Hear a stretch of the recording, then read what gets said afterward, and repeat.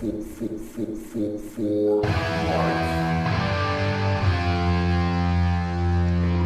Bigfoot Club for life.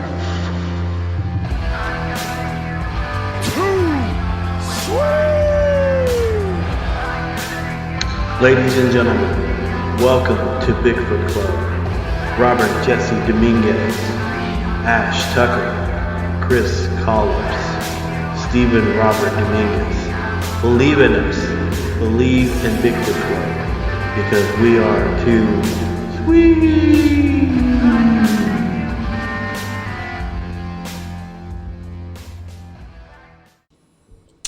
Bigfoot Club, Season 2, Episode 15. How's it going, guys? What's up? It's going. It's going? You know? You guys excited about this episode? Another day in paradise. I'm excited to be back. Yeah, you took a hiatus. Yeah, I took a hiatus and decided to come back, I guess. So here I am. So, the story I kind of wanted to talk about was the Albert Ostman story. And this is a story that I know I talked to you guys off show about this, but I've actually read this story in Apes Among Us by John Green. He released it in 1978. I probably read it like in 80 or 81. And it was a story that actually it intrigued me because this is probably the first story I actually heard that had physical contact with a Bigfoot. Right. And so this one is like, man, I think I wrote a book report on it. I don't remember the grade I made on it though. They better give you a fucking A. What was your initial reactions whenever you heard this story?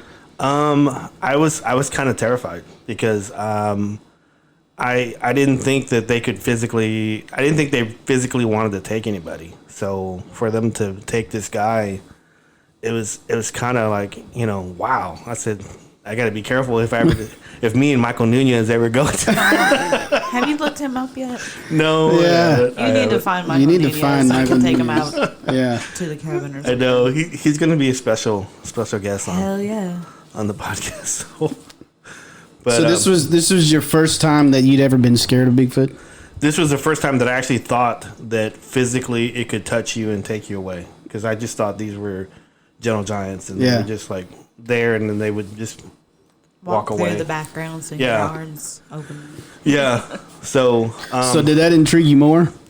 it wanted me. I wanted to know more about the story. So and I think at the time it happened to him in British Columbia, Toba Inlet. I guess it is. I don't recall the story talking about what town he was from, but he took a steamboat from Lund, British Columbia. Inside, I guess the many crevices inside British Columbia. So, and Toba Inlet was supposedly like this rural area, and had rumors that it had like gold mines. And so Albert Ostman was he was a construction worker and followed like lumbering stuff, like lumber companies and stuff. And so, he had been busting his back on construction. And then he says, I'm going to take a vacation, a couple weeks. I'm going to go look for some, lost gold mines and stuff like that. But this is 1924. I mean, who did that back then? I mean, because A lot of people. That was like yeah. when they had like the gold rush in Alaska and stuff. Yeah. Like around the late 1800s or Yeah. 1900s. So yeah, it probably wasn't that I common. mean, because like you think about it now. So if Albert Ostman was around today, he'd probably be one of those guys that skydived or bungee jumped or something. A thrill seeker. Yeah, he's a thrill seeker. Adrenaline junkie? Yeah. So he actually tells the story. He waits to tell the story till 1957. He tells it to Providence newspaper, which I think now it's still going, and I think it's like a tabloid type of paper now. But it's he tells the story to them, and in August 20, 1957, police magistrate A.M.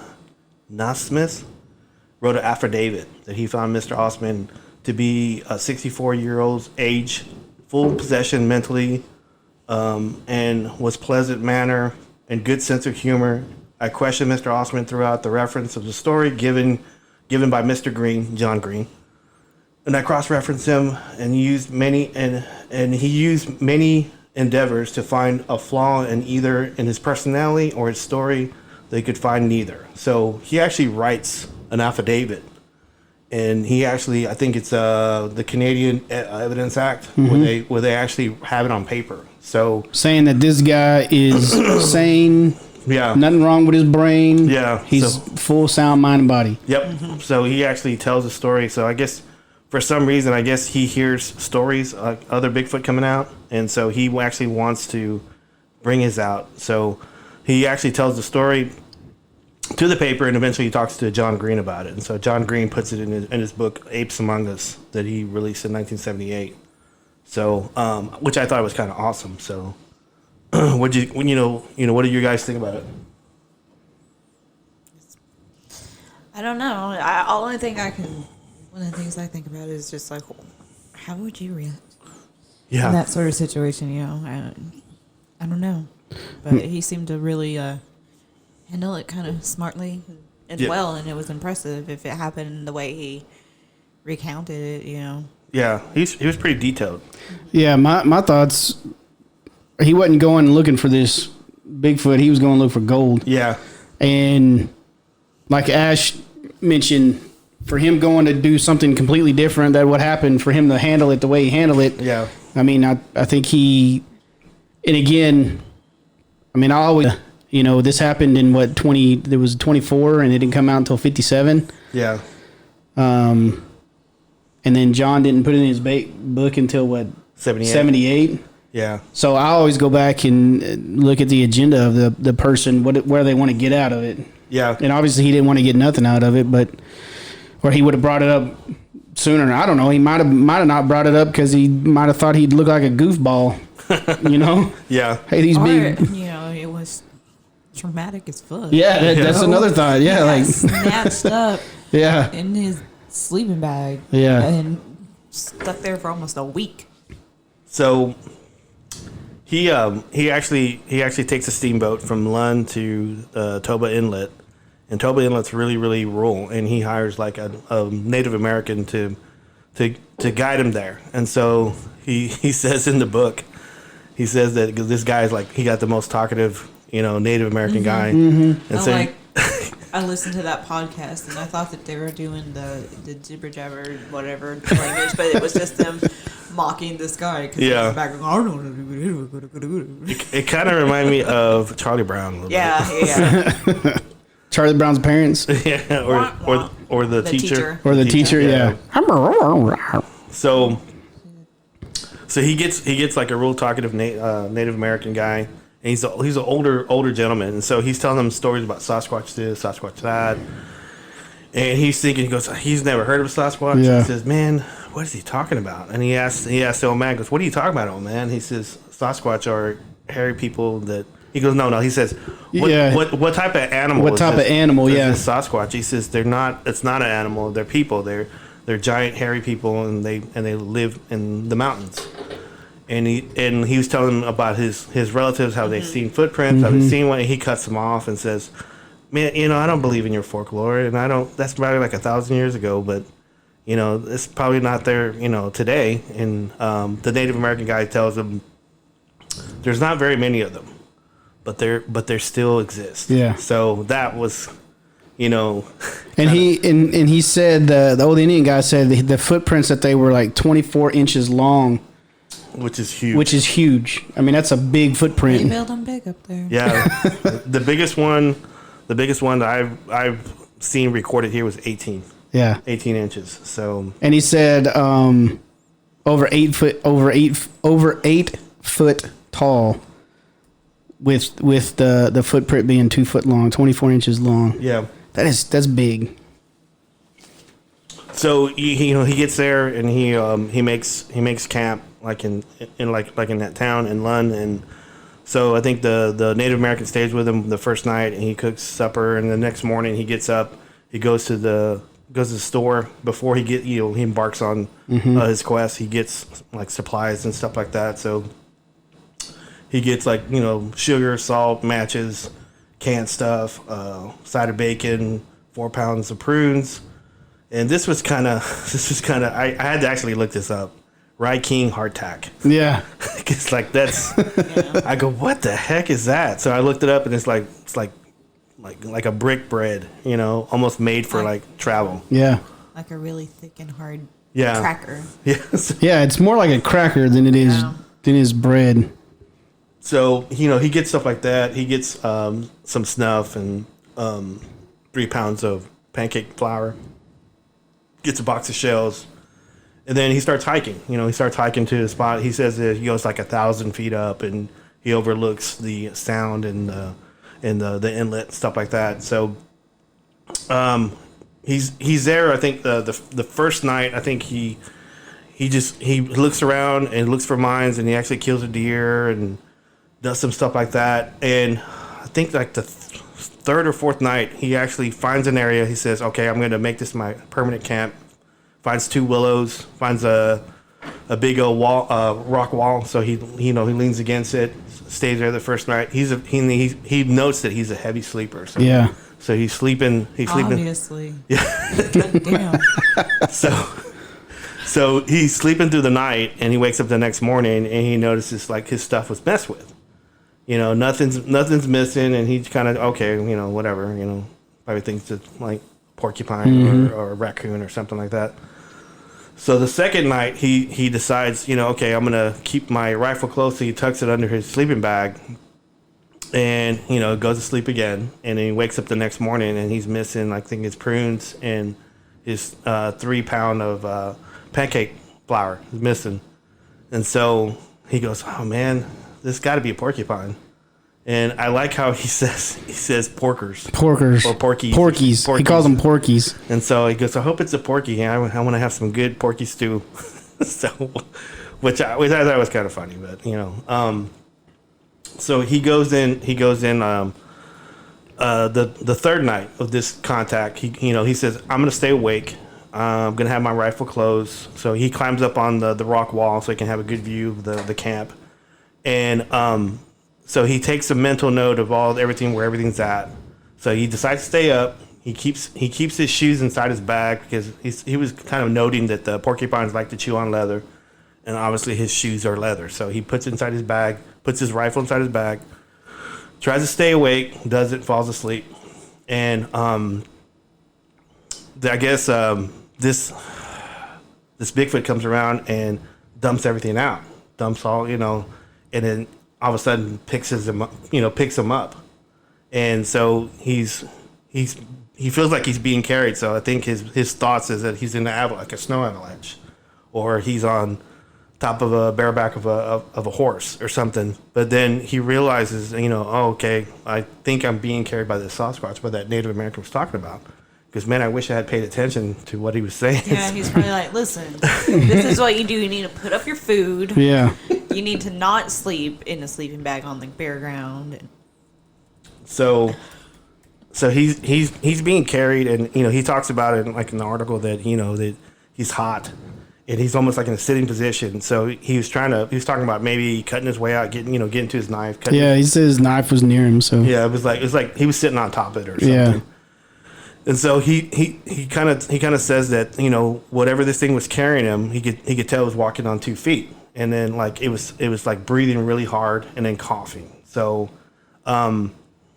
he could feel this thing going up a hill, and this thing going down a hill and going up a hill, down a hill, and he I don't know how he gets this, but he estimates that he was being carried for 3 hours and maybe 25 miles. I don't know how he got that, but yeah, maybe just based on where he ended up when he got away. Right. So at this point, I remember reading this as a kid. I said, "Man, I was pretty scared for him." It was almost like, man, I hope he didn't get eaten. Well, he's telling the story, so I guess he's okay. he didn't get eaten. He didn't get eaten. So. He was only partially chewed. Yeah. So this Bigfoot finally stops and finally drops him. and he rolls down a hill, and the Bigfoot drops his backpack too. You can hear like the cans rattling and stuff like that. So I think he gets out. His legs are numb. He's trying to figure out who has him, and he said he can figure out like 4 silhouettes, and like was too big and too small, and they were chattering. Yeah, that's one of the things that really stood out to me is he said they were chattering in a language that he did not know. Yeah, he couldn't understand. And this was before anybody actually ever knew that Bigfoot's chatter. Yeah. So I thought that was kind of cool. That's one thing that stuck out in my head. I was like, this thing, they're chattering with each other. So he goes on, and I think he looks at his watch. It's like 4:38 a.m. and I guess 3 hours. He's probably taking like after midnight or something like that. So I thought that that part of the story was actually, for him to, because it seemed like he was so calm when he was talking about it, but I'm sure he wasn't. But he just like the way the John Green was writing it down, like he's really calm, and he figures out it's the Sasquatch, and he says, "What do you fellas want with me?" Yeah, but who says that to a Sasquatch or a Bigfoot? Well, I mean, and then they told him that it was people. Yeah, I described it to him, so it was like, dude, what are you doing? Yeah, and then it says the answer that he got was only more chatter. Yeah. Which I thought was really, really good. So I thought it interesting too that he talked about in here, and I think it gives more insight into the actual situation that he was in, because he said I tried to massage my legs to get some life in them and get my shoes on, so he was in this uncomfortable position for this long amount that his legs are falling asleep. He can't move them. He's trying to get life back into them. That's creepy, man. It is. And then you're seeing these 4 like silhouettes off in the dark, and that's scary stuff, man. You can't run. Yeah, you can't run. You can't do nothing. He don't have his gun. He has his knife. I can't get off the couch. Okay, yeah. I'm really bad about sitting like that, and then I'll go to try to get up, and then. I was just, when I read that, I was thinking to myself, if I was in that situation, I'd probably be peeing myself and pooping myself, because that's freaky, man. Knowing you can't run, you can't get away. You just been carried what he estimated 25 miles, and you have nothing, Yeah. And then the day before or a couple days before, they took your pancakes, man. Come on. And your mac and cheese. And your mac and cheese. And his prunes. Man. Well, he needs something to get all that like uncooked pasta out. Well, he was saying on there that they were chattering, and he said the female, which he called the old lady, didn't seem really pleased that the old man brought him home. So, which I thought Are was you cool. going to take him out? I know. Are you going to feed him? You brought this here and you didn't ask me. Are you going to clean his litter box? No. I'm going to have to do it because I do everything. Oh, the kids are going to do it? No, they're not going to do it. He says he was like in a small valley, based in 8 to 10 acres, and it was surrounded by mountains. And there was one opening, and what are the odds of that? One opening, like a V-shaped opening was like, he said it was like 8 feet in the bottom, 25 feet. 25, and he said that as he was getting his feelings back in his legs, that the old man went to go sit at the opening. So he goes, I guess I'm not leaving anytime soon. So,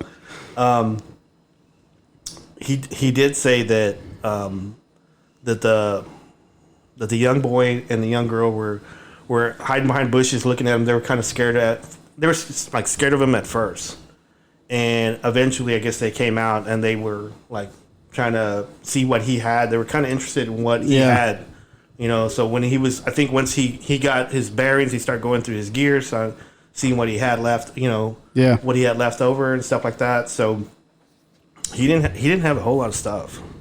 I think he had like that king rye tack bread, some butter, some coffee, some snuff. So he didn't have a whole lot. So anywho, so had a dish towel. Yeah. he said that he ends up giving the young boy a snuff box just to play with, and he said he grabbed it quick like a cat, just grabbed it really quick, started playing with it. He said he was also kind of surprised at how he figured out how to open it and close it. Yeah. And so he would grab it and then take it to the old man, and the old man would chatter with him, and then he would just continue to play with it. So, go ahead. I was going to say, because you were talking about him talking to the old man, it said the young fellow pointed to the old man and said something that sounded like, and it's okay, like ook. Ook. Yeah, that ook. I think that was like later on though. That was like later on toward. Was it? Am I jumping ahead? Yeah. Sorry. It's okay. So the next morning he gets up, and I thought this was kind of interesting. This kind of caught my eye like big time. He gets up. He decides, okay, I'm leaving. He packs his gear, starts walking toward the entrance, and the old man stands up and puts his hands up like to push him, and he comes up with the word suka suka, which I thought was interesting. And so I've heard stories about Bigfoot trying to lure people in and kind of do like a, come here. I've heard stories about that, and for him to use his hands, and then I think I talked to Billy Simmons Sr. before he passed away, and he was telling me that he had heard stories about Bigfoot's using sign language and a lot of hand movement. So when I saw that, I was interested, but I wasn't surprised. Yeah. So. Well, I kind of wondered about that too, because I got that Ogham book over there, and they say that they think that it was invented by, it originated from actually hand signals, because it's like usually 5-line Right. repetition or whatever, and they think that might have been the origins of it. Is people doing like that, and eventually led to them writing it down, and then from there. That's kind of scary though. Is it? It is. Because Because you don't expect that. it's interesting though. It's very, very interesting. I mean, we teach primates sign language all the time. And Yeah, they that's true. communicate that way because they can't verbalize. Amy, good gorilla. Yeah. Yeah. I like what he said in here. He said after that happened, he said, if I had to shoot my way out, a 30-30 might not have much effect on this. Yeah, that's what I was actually about to say next. So, I was like, a 30-30 is a brush gun. It's not like a long distance gun. It's for like brush when you have a lot of brush hunting deer or anything. Isn't that what Chuck Connors used to carry? Mm-hmm. A little 30-30? Yeah. So When he was Yeah, I still love that show. But anyway. But he saw the pin off, so he could do it really fast. How? But 30-30 is a pretty powerful gun. I'm not saying it's like one of the most powerful guns. Yeah, but it's a kick to it. It's pretty powerful. It can knock you and I down. Oh, easy. But, easy. but it'll take a buck down easy. So for him to look at this thing and say, this 30-30 ain't gonna do much. Yeah, that's a big old sucker. He was trying to figure out a way to get out of there. He had to think of another way. He says, "Man, I gotta make friends with the young boy and the young girl, and figure something out." And he says the following day that he didn't see the old lady until like 4:00, and she came back with like full of grass, twigs, spruce, and hemlock. And see, what did nuts. I tell you? Yeah, she ended up having to feed him.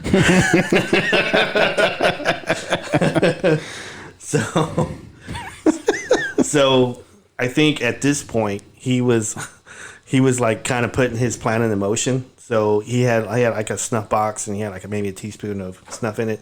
So he hands it to the boy, and the boy like licks it, and he runs and shows like the old man and stuff, and there's like more chatter, and then he decides to which I thought this was kind of neat.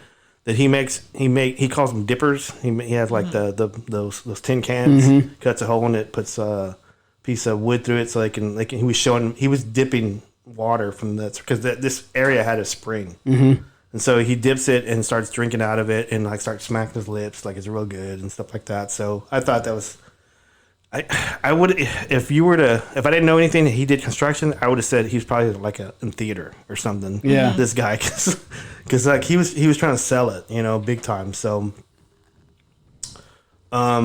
he gives this dipper to the young boy, and the young boy gets it, and he runs and gives it to his father. I already said that.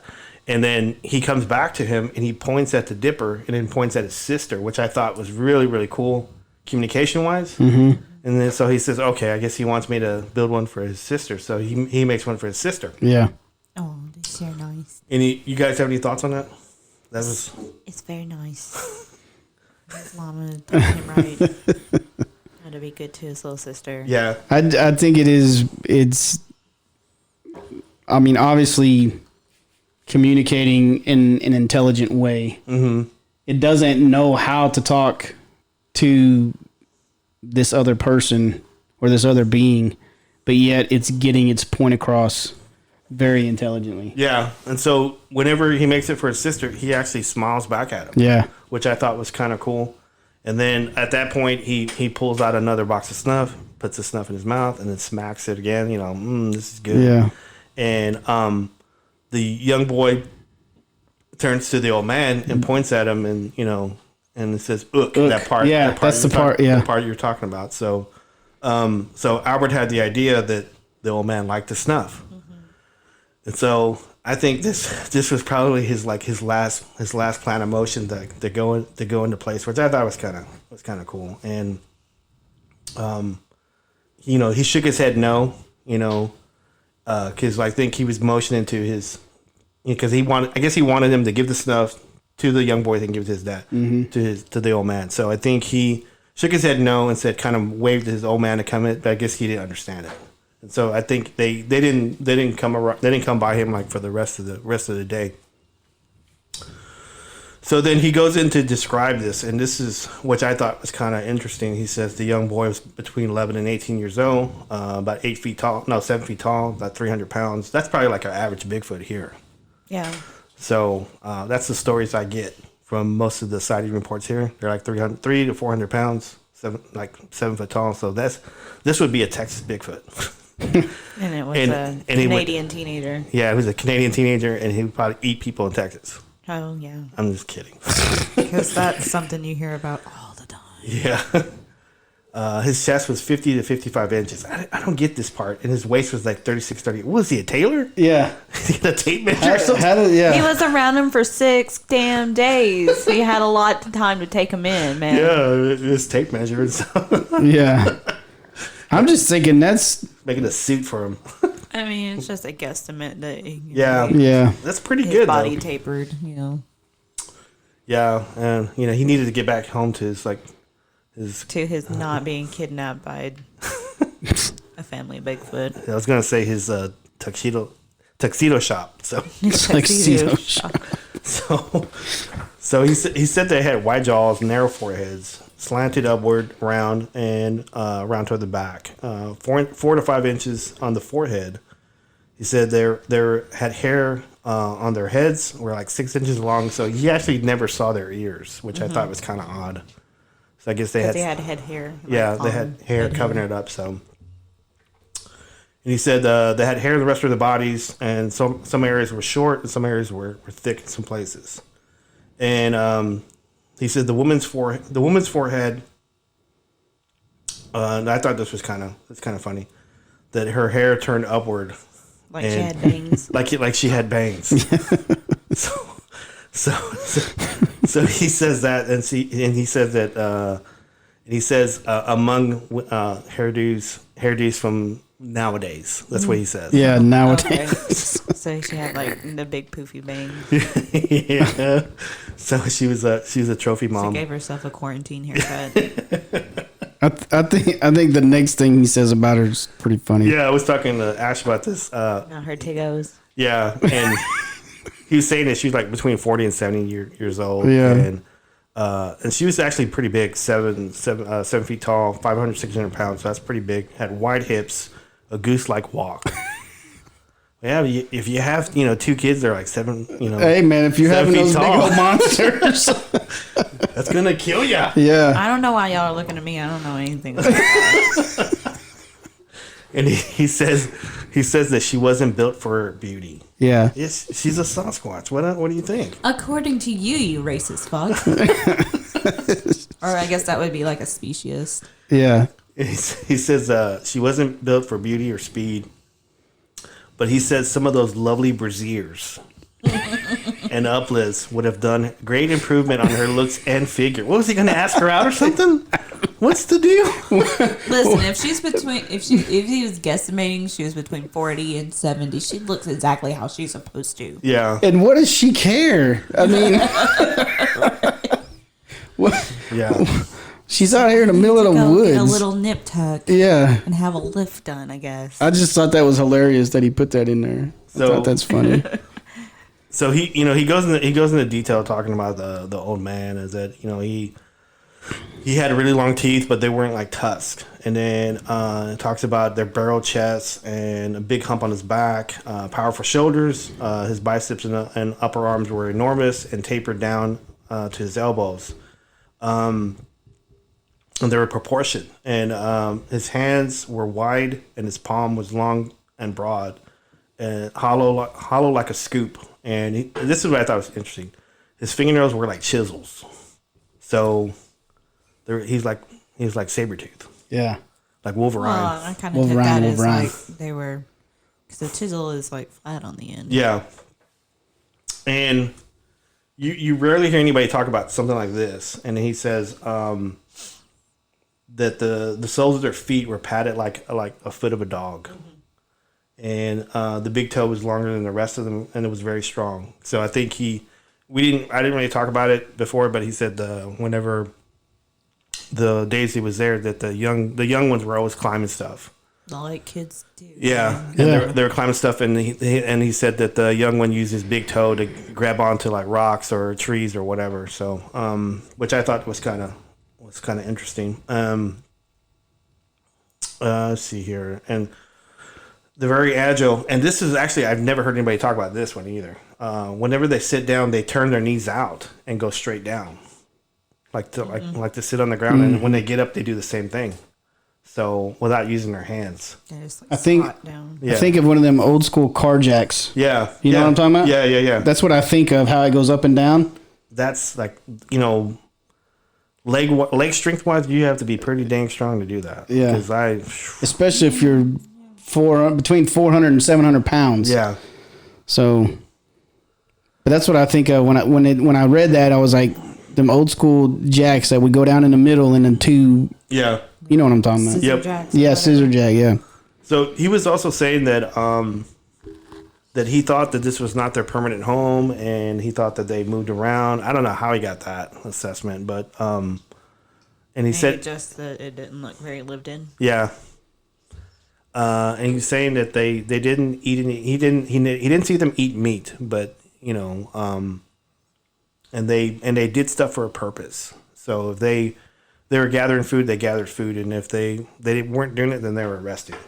Except for the young ones, they were like out moving around and stuff, exercising and stuff like that. So Yeah, he mentioned about it not being their home because he said something about the plants there were in season in that area. yeah, So they were like abundant, like the plants there were abundant because they were in season. So that might be one of the reasons why it was just like a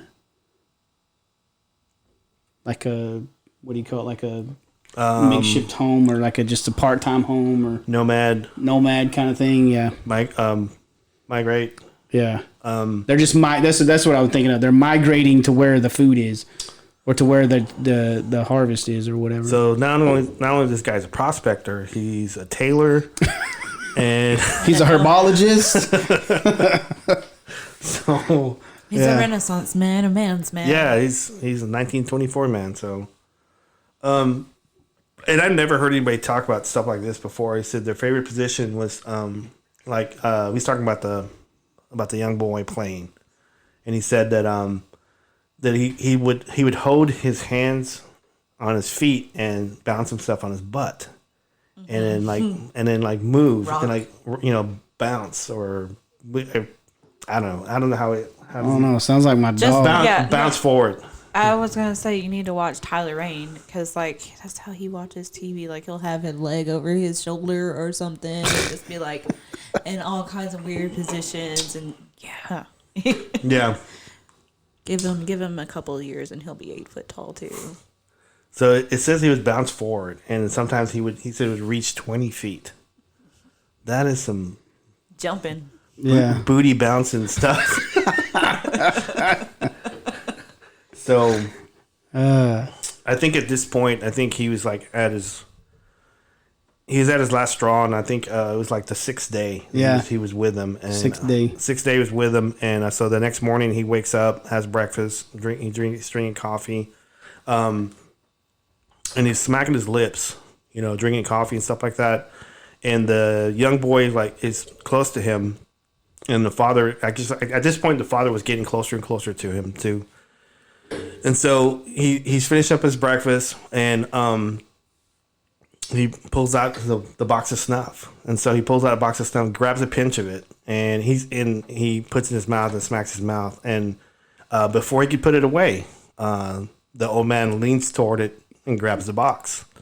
And so as he's doing it, he's still holding on to the box as he's trying to convince him to take a pinch. Mm-hmm. Like he did, because he's trying to be conservative, and because he says he had like 2 more or 3 more boxes left. And so this Bigfoot, the old man, grabs the whole thing, dumps it in his mouth, and licks it out. And then within minutes, his eyes start rolling back.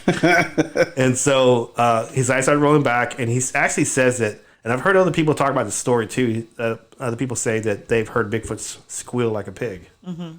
And I've heard that before. So when he said that, it had some validity to it. And he said he was squealing like a pig, and that he would, I can't remember if he said he was doing cartwheels or flips, but he had his head like between his legs.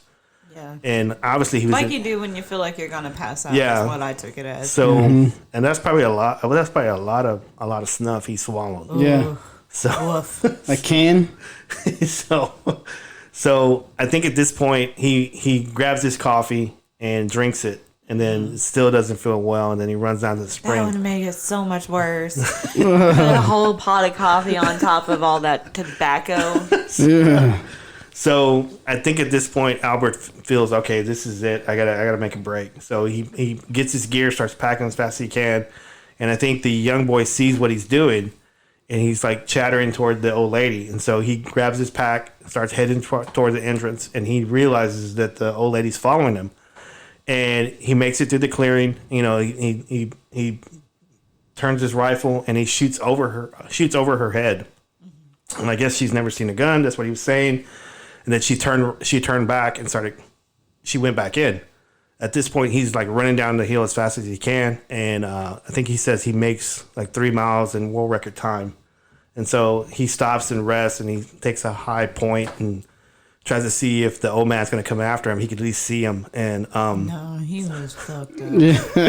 He was messed up for a long time, probably. So I think at this point it kind of ends from here, and then he like talks about how he's slowly making it back to civilization. And he sees I think the river, and he sees like some tugboats, and then he hears like some lumber stuff. And so he tells, I guess, whoever finds him, and he says, I was a prospector and I was lost. Never tells anybody about the incident and stuff. So makes it back to civilization, and he says he knows for a fact that there's 4 Sasquatch in that area, but probably 2 now, because he said the old man and the old lady's probably dead. I don't know why he said that, but well, it had been 30 years. And Yeah. they're pretty old at the time, or appeared to be. yeah. So I thought it was an interesting story. Any thoughts on that right now? Yeah, man. I mean, he probably didn't say anything because he didn't want anybody to go back in there. Yeah. Other than, I mean, they probably hear shit like that all the time up there in that part of the country, and those people like to drink and whatnot. But Yeah. I mean, I don't know. That would be my first thought. It's like, I'm not going to tell anybody because what do they want to do? In these rough and tumble places, probably someone wants to go get some bragging rights or Right. whatever. Yeah. Well, I thought it was interesting because there's some points on this story that Albert does. There's no way he knows about any of this stuff. He doesn't know about the chattering. Right. Yeah. Doesn't know about the slope of the heads. Maybe the padded feet. Well, if it's true what he says that he'd never heard of a Sasquatch before, Right. if that's true, Right. he has 0 point of reference for anything that he saw or heard or encountered. So my thing is he should have listened to the Indian. Yeah. First off. Yeah. But he didn't. Tale as old as time. But 2, the amount of detail that he puts into this story is incredible. For him to, 2 things stick out in my mind just off the top: the detail and the fact that I think if it were Bigfoot, it just solidifies that they're not mean, they're not angry, they're not there to kill, they're just curious. Right. They didn't want him to leave. Most of the time. Yeah, most of the time. At this point, they weren't. I mean, this is obviously a foreign being in their area. They And probably didn't have any reason to be afraid of him. Yeah, they did, yeah. They might Yeah. have never ever seen a human being before. they're just like, what the heck is this? I like your snuff. It gives me a nice buzz, but then it makes me.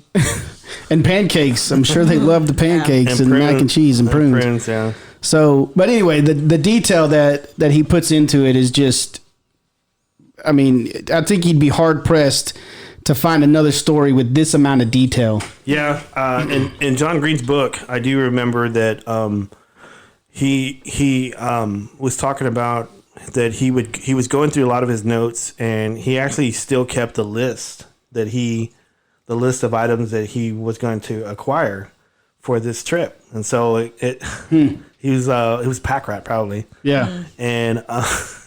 And John Green's assessment was that the old man took Albert for the young girl. And so I didn't talk about this part in the story, but Albert talks about, he was describing the young girl, and that if he were to take her back, because he thought that she was harmless and she wouldn't hurt anybody. She was kind of timid and shy, and that if he took her back, that he had to keep her in the cage. That's what, sell tickets or something. And so I thought that was kind of odd too. So I didn't talk about that like in the story, but I think it was probably tongue in cheek, Yeah. I don't think that he would ever actually contemplated that. because I gotta Just be like, well, what would I do with, like, she was cool and she probably could hang out, but what would I do with her when she got here? What's my angle on this one? Do I teach her how to cook? I mean, I can't take her home from her mom, so. So I know we were talking off show about primates taking people or babies or something like that. Mm-hmm. So you guys want to touch on that really quick? Well, not just baby, but kidnapping other baby monkeys. Yeah. They kidnap different tribes. Kidnap, and I want to say it was more. Excuse me, that was my bottle. That was her Seagram over there. But they like to kidnap the infants, the babies.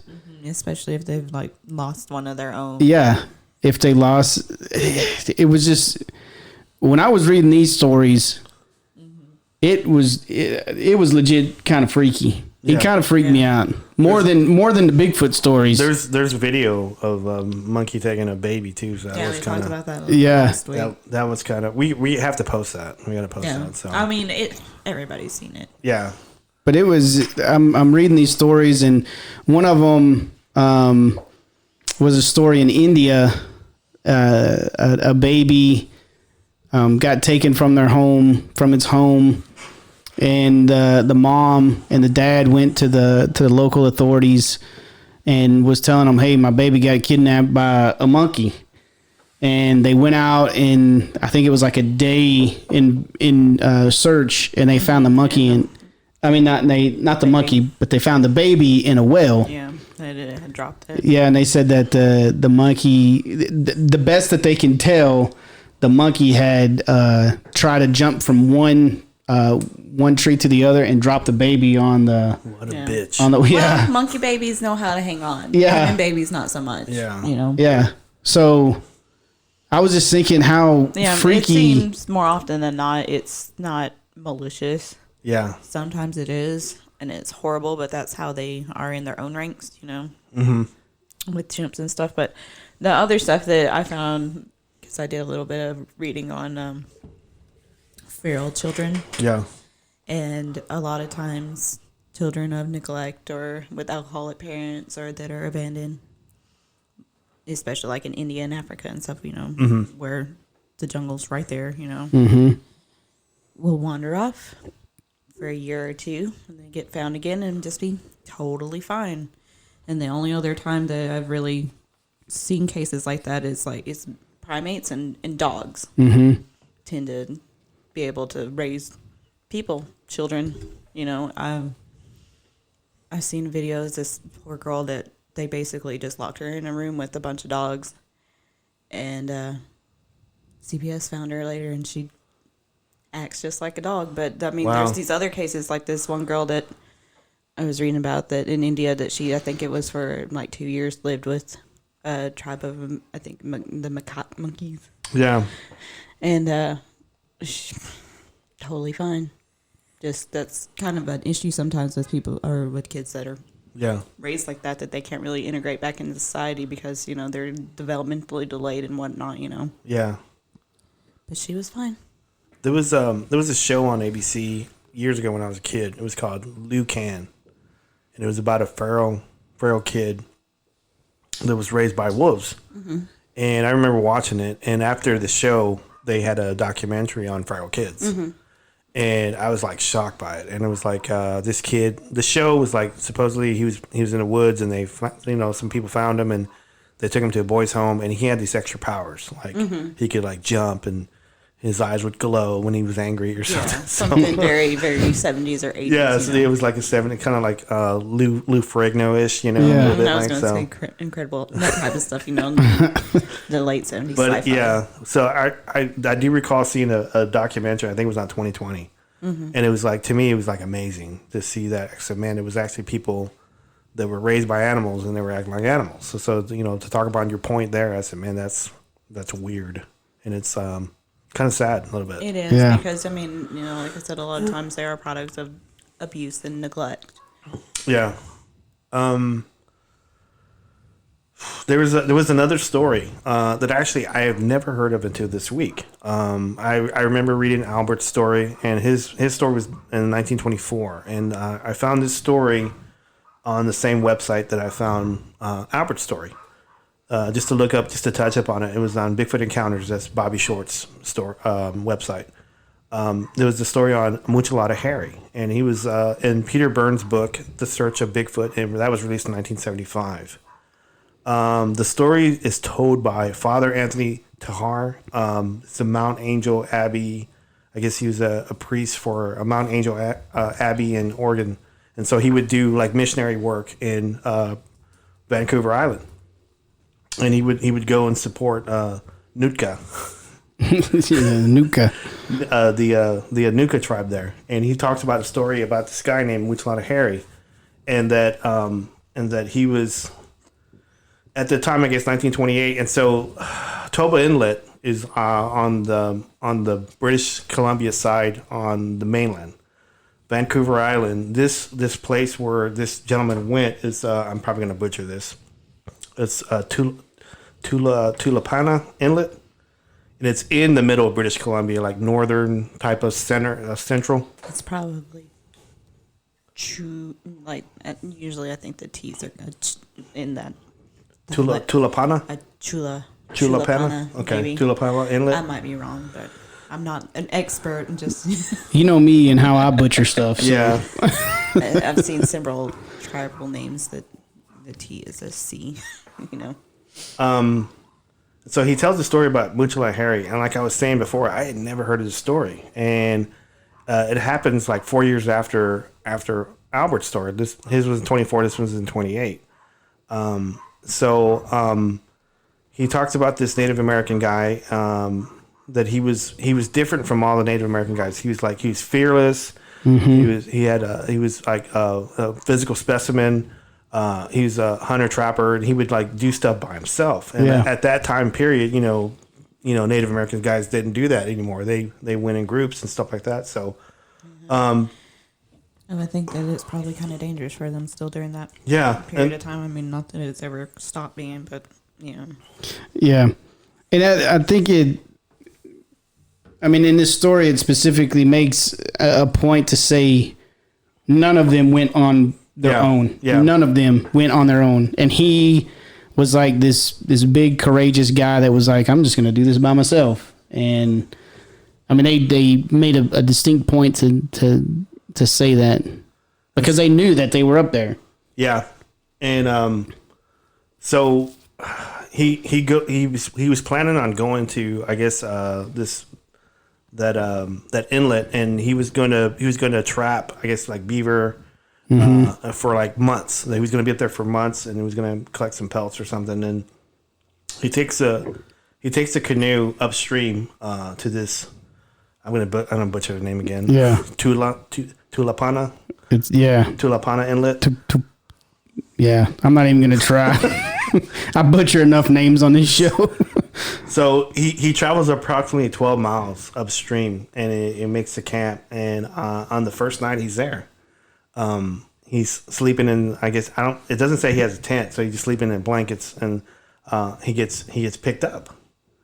He gets picked up, and I think he's... Oh, it says he built a lean-to. Oh, okay. Yeah. And he gets picked up, and he's just wearing his underwear.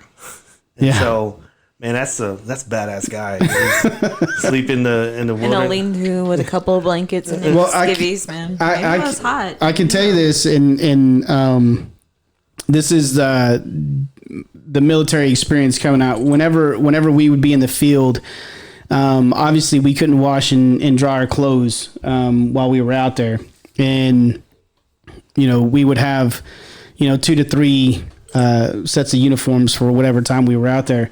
And one of the ways that we would dry our uniforms without a dryer is we would sit them. We had a little thin mat and then our blanket, and we would put them in between us, the ground and our mat. We'd put them on the ground and put our mat on top of them, and then we would sleep on top of them. Yeah. And it would dry them out overnight. So that's what I thought of whenever I thought of him just being in his underwear. He might have been. That makes sense because he's putting out beaver traps, so he's probably like in the water and little streams and creeks and stuff like And that. and sweat too. We would do it because we would sweat. I mean, we'd be in San Diego. It's 110 degrees outside. Yeah. I mean, if he was sleeping in his underwear and just blankets, it was probably pretty warm. Yeah. Yeah. So that's what we did to dry our uniforms out. So that's what I thought of whenever I thought that. And so it says here that he felt that the Bigfoot carried him like 2 or 3 miles, so it wasn't very, very far. Yeah. And he was under a high rock shelf, surrounded by 20 Bigfoot. That's what he was saying. 20 Bigfoot were surrounding him. He doesn't talk about chatter on this one at all. So I wonder if they were chattering. That's what I'm kind of thinking. But he said it was a group of males and a group of females and young ones in the rear. Muchalat Harry was frightened at first, but then he grew to terror because he said he saw a large number of bones laying in like the campsite. And so I think I would freak out too if I saw that. So I'd have freaked out without even seeing the bones. I'd be freaked out. I wouldn't have to see bones. Vastly outnumbered. That's a lot of them. Yeah. he was convinced that the big feet, and then that John he says big feet on it, which people always debate that all the time. Yeah. Bigfoots or big feet. Bigfoots or big feet. Neither sound right. So, he said that he was on a rock wall and he did move and he was cold and hungry, and his thoughts were only to escape.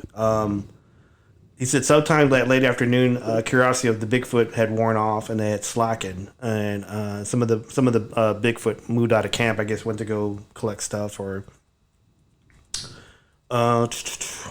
So I think at that time, because he wasn't there for very long. From what I was reading on it. That's the take I get on it. So,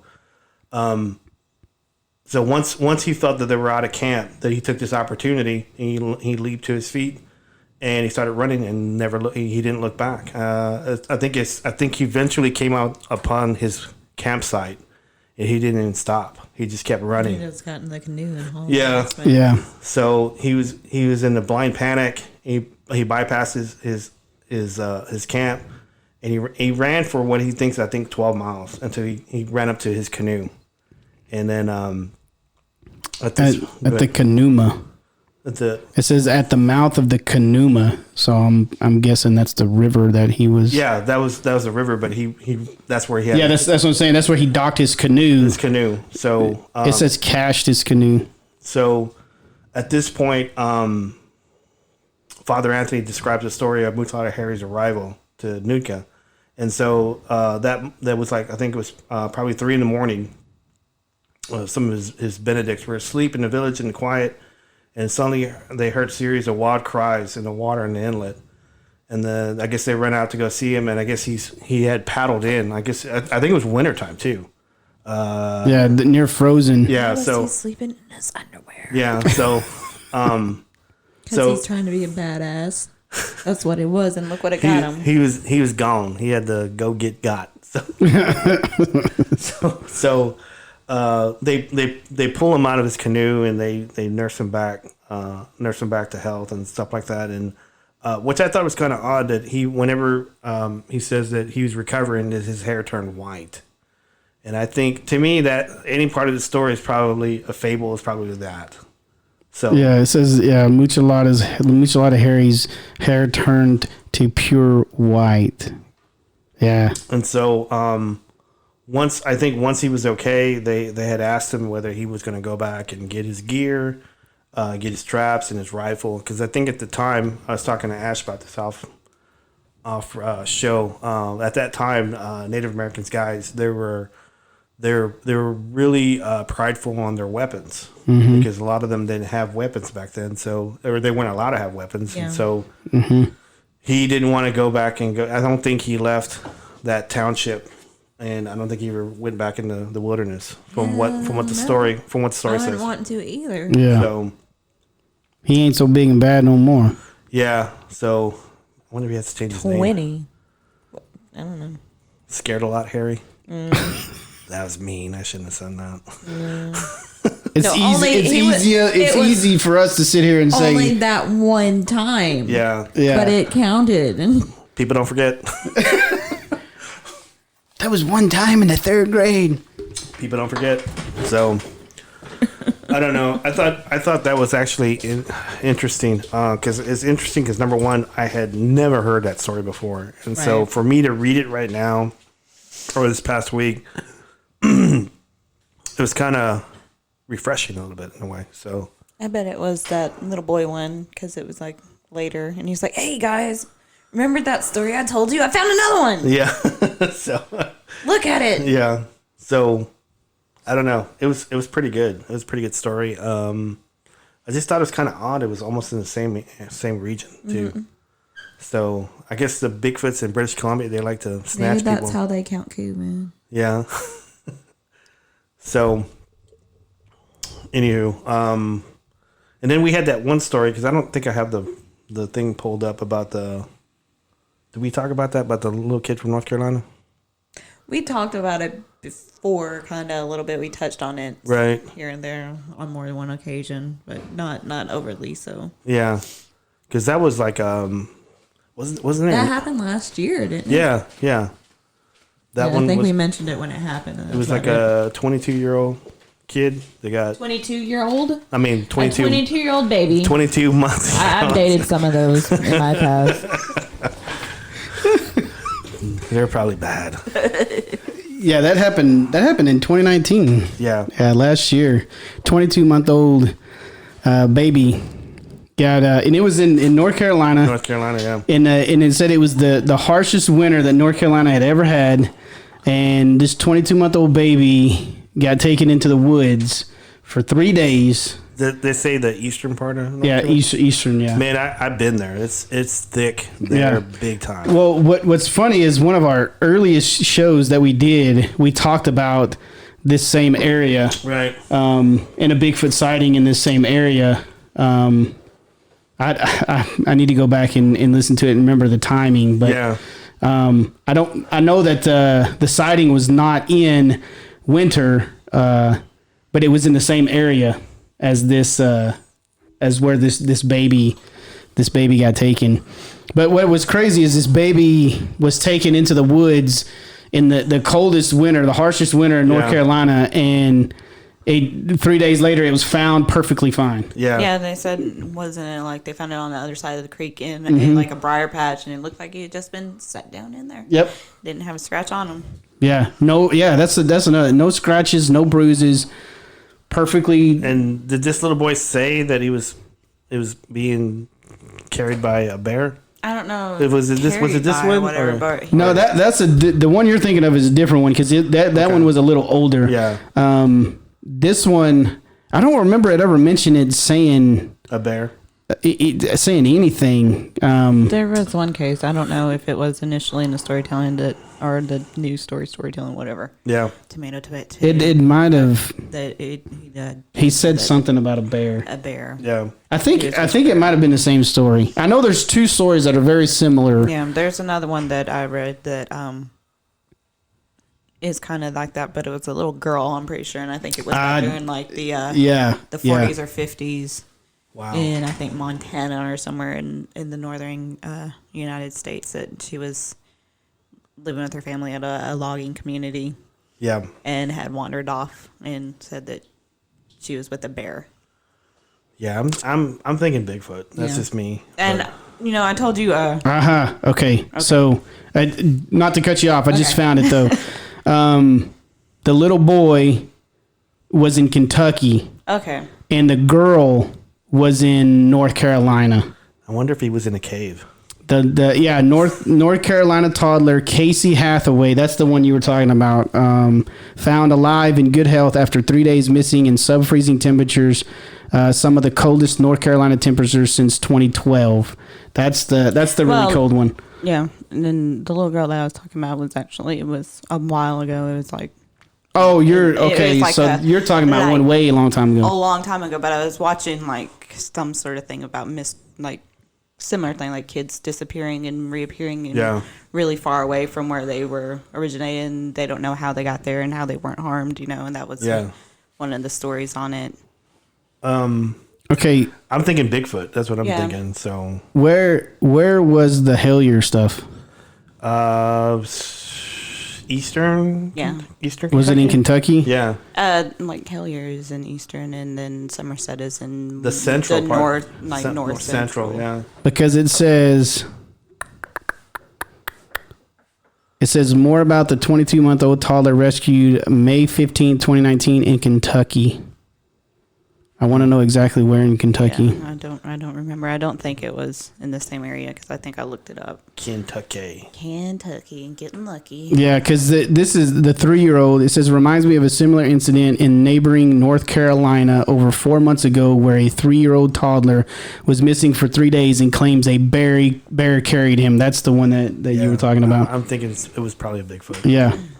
There is a meme, and I don't know how true it is, but that I told you about that it said that they had a dog, and it's like, this dog doesn't do his job. He's been getting gifts, and then the bear gets in my trash, and they've been bringing him bones. I'm like, if that's true, that's not a bear. That's not a bear. In your trash. Well, my thing is if this is in the middle of the wintertime, bears are hibernating. Yeah. And if they're not hibernating, that means they don't have enough food because they're still looking for food. And they're hungry. Very, very hungry. So if they see this child, they're not going to play with it. They're not going to they're going to eat it. And if they come out, then they're going to be like kind of in this different state. Yeah. They're not going to be dehydrated and all that stuff. Yeah. They're not going to be, I'm going to take care of this thing.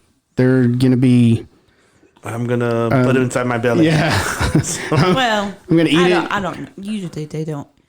Eating is just a byproduct of them just want to, get your ass, Yeah. So it's in, my thing is either a mountain person or a Bigfoot, but y'all know how I feel about Bigfoot. One of them cunning women's in the Appalachians. Yeah. I mean, they Appalachians, and they don't want to be known. So they They just those are the ones that'll get you in each, according to a lot of movies that I've seen. Yeah. That have like, you know, Yeah. wrong turn and whatnot. the heels have eyes. I did want to talk about. I didn't talk about this at all. I did want to talk about. I was on Crazy Cat Paranormal this past week. Being interviewed by Cecilia Clark and John Clark. And it's actually I actually posted it on my Facebook page, but I'll be posting it on the Bigfoot Club page. And I did an interview with them on Monday. And it was actually really, really good. I was actually really, because I've seen Cecilia's posts and I've seen John's posts, and they're actually really good people. They really care about paranormal stuff, and they really care about helping people. So I think I was their third episode, and it was actually they interviewed me for, I think it was more than an hour, but I think they edited it down to like 1 hour because they were asking me some good questions, and I was accommodating to them because they were, I haven't had a lot of paranormal stuff. I have had some paranormal, not more as I've had more Bigfoot incidents than I had paranormal. So she asked me questions about Bigfoot, and she asked me questions mostly about paranormal, but it was actually a really, really good show. It was really entertaining. I was pretty happy with it. So I don't know. I'm pretty sure you guys hadn't heard it or nothing. So Well, we talked about it at work, so yeah. I didn't know about you. So I didn't know you had posted it. Oh, they're generic excuses. I mean, we talked about it at work, but I didn't know you Yeah. posted it. You so know, I'm only listening to like one podcast. the only podcast I listen to is ours. yeah. No, I don't listen to ours at all. I don't like to hear myself talk. That's the only one I listen to. He used to listen to it in the car. I'm like, I don't want to hear myself. It's fucking 6 o'clock in the morning. I don't want to have to hear myself talk. That's when I listen to it on my way home, on my way to work and my way home from work. Yeah, I have to admit, I don't actually listen to our podcast either. It's the only one I listen to, man. What is it you also always told Steven? What? We lived it. Oh, yeah. Yeah, we lived it. I live it. Oh, I didn't live that. Never mind. I take that back. But yeah, it was actually a pretty good podcast. She asked me some really good questions, and I kind of touched on some stuff about researching and doing research on websites and stuff like that. So, because everybody, like, I hear all these, I listened to some other podcasts, and I was listening to them, and they were talking about how, and I don't want to sound like I'm high and mighty about paranormal. You research this way, you got to go into the house and do a baseline, and I don't we like all that. have our own techniques. Yeah. Right. Know. So I kind of took a different approach. I kind of talked about researching the house before you get into the house. Yeah. And so, try to look up deeds and look up, previous owners and go to the library and do microfilm. So I kind of talked about that a little bit. So she was asking me about how do you get if I get like a case, how do I handle it? And that I was explaining to her, this is the way I handle it and this is the way I go at it. But I'd never advocate, getting information without, the person's consent or the client's consent. So, but I was pointing that out, that I don't do that just to do it. So, Well, I think we've all said on this show at some point that going into any area, if we're going to go investigate it, we want to know as much information about that area as possible. Just to know what we're walking into, Yeah. to know the situation that we're going into. it's good. It's good to get information too. To that way you can use it as a ploy, or maybe to get some kind of response, and maybe you can target something. Yeah. Exactly. We used to sometimes like play music from certain eras and just set up different things. Like, you hear stories like, well, they like to move this kind of thing. They like to move your cup around or whatever. Or you get names. You can speak names. Or a great example is the time period. You could talk about things that happened in that time period and events that happened, or events that happened in, if it's a certain house and that this, Jane Doe died in this house at this time. Well, then you can go in with the information, knowing that you can talk about stuff that happened in that time and stuff that happened to Jane Doe or stuff that she liked or whatever.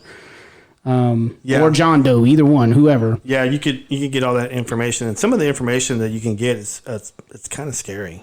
We talked about that at work. Yeah, it's like how easy it is to get this stuff. To get information. Yeah. About Well, freedom of information. Yeah. It's like a friend of mine posted this thing. It's like, go to this website and delete your stuff. It'll make you look up. And it's like, it's stuff that, used to be in the white pages, Yeah. It's like your past addresses, your landline phone number. And it's like, people freak out about that. But it's like, it's not really anything that's not public record, common knowledge. Yeah, it doesn't have like cell numbers or birthdays or nothing like that. It just has like, deeds that, deeds are bill of sale. It just has your name on it. That's it. Yeah, so I mean, your address at the most. If you have a PO box, it's on there. So, but I thought talking about that, and she was asking me some questions about my paranormal experience, and then what was the scariest thing I ever got into, and how did I get started, and advice I would give out to people that want to get into paranormal and stuff like that. So it was actually really, really good.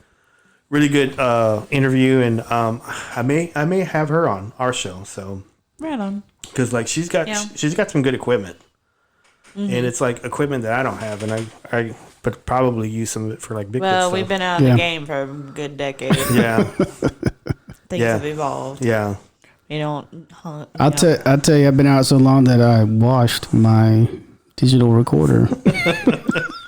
It happens. Yeah. Right, man. I was so mad. I'm still upset about that. Muchalat Harry. Yeah, I know there was some good stuff on there too.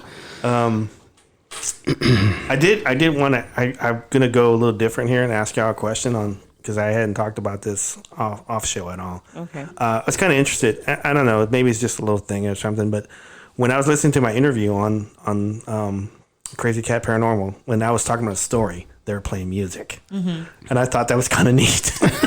Yeah, like it was like music, like it was like drama or something, like something's about to happen. Yeah. That's what her husband does, doesn't he? Yeah. He's a lot of music, because I know you showed me their setup, and I was like, you don't play around. That's a legit soundboard too. Yeah, he had like a soundboard, had 16 tracks on it. Yeah. Wow. But anyway, Crazy Cat Paranormal. People, if you haven't, check it out, or just download it or whatever you can for them, because they're good people and they could use the downloads as we do too. So we hope that you already did, since you listened to what we say. Yeah. I don't know how you're hearing this right now unless you're in the building. Yeah. You are not twice. Now do it again. Okay, now do it again. So. Don't be a coward, dude. Man, God, if I had a dime for how many times I've said that. Yeah. That's what investigation is. It's like, okay, do it again. Nothing?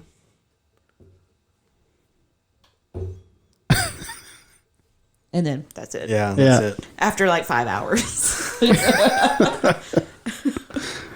If I had any advice for anybody, it's like, it's blowing his shit. Yeah. We lived on Red Bull and Claritin D, which is probably horrible for your heart. So yeah, that's what I kind of told her. I told her when she asked me about giving advice on, I said be careful what you wish for. Yeah.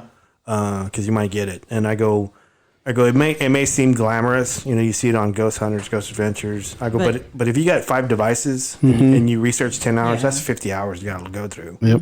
It's not glamorous. It's a lot of work. We don't have all that, and like all those TV shows, they get mad equipment probably given to them by the company. And they probably have interns and all this stuff. They show them like, oh, but it's really been like 5 minutes, and they're just pretending like it's a time. Exactly, because they have somebody else listening for hours and hours and hours. Oh, hey, listen to this, and they have highly, highly sensitive equipment that can pick it up like that. I hate that shit though. It's like you're sitting there, and then you hear yourself cough, and it's been like dead silent for like 20 minutes, and it scares the shit out of you, but it was you because you remember doing it. And you're anticipating that to happen, and then it gets you. Or like you walk past the camera and it's just like your ass. I do recall when I first started doing stuff with Kindle, for some reason my stomach was like churning every time I did an investigation. And like she'd turn to me and goes, "Bob, is that you?" I go, "Yeah, it's me." Call it, Michelle, man. Every noise, like, and like beforehand, she'd be like, "Call your farts." I know it's embarrassing, but call your farts because it might pick up, and we want to know. Yeah. Yeah, market. Which we did do that one time when we were staying at the Jefferson Hotel, and they were it's just on a lark. And it's like, we're going to set up our recorder and record it over tonight. And it was just snoring and farting. Yeah. Yeah, I'm pretty sure we caught a lot of that. So Ghost is angry. Ghost got some stomach issues. Yeah. He's going,